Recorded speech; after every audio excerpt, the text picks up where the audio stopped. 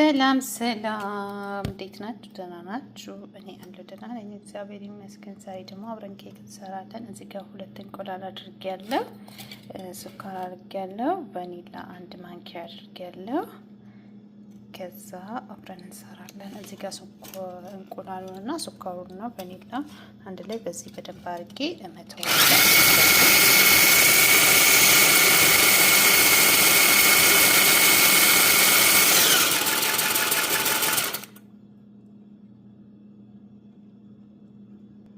በደንብ አድርጌ እንደዚህ መተቸዋለሁ።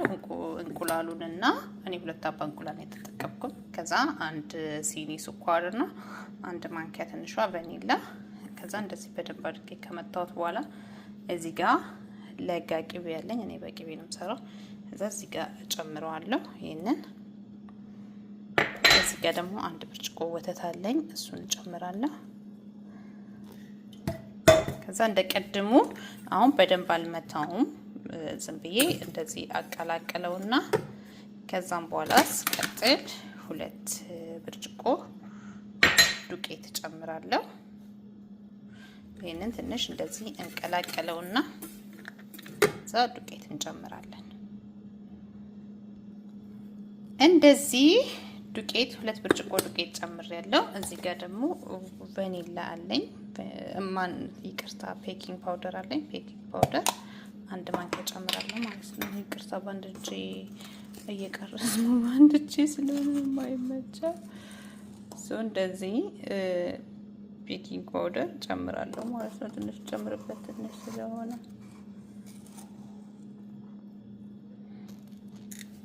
ከዛ እንደዚህ ጨመርኩት።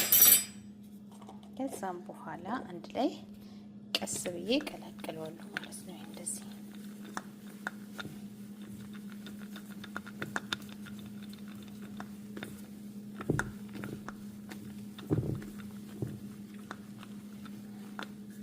ቀስ ብዬ ቀላቅለዋለሁ።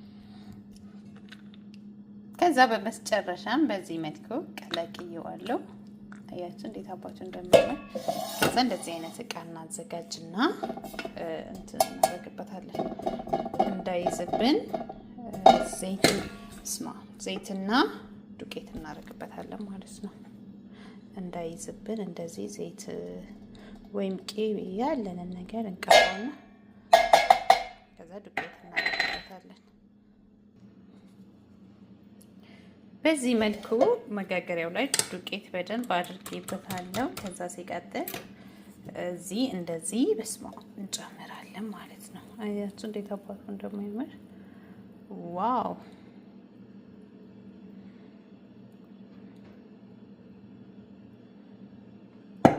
ወይኔ አንድ እጅ መሆን።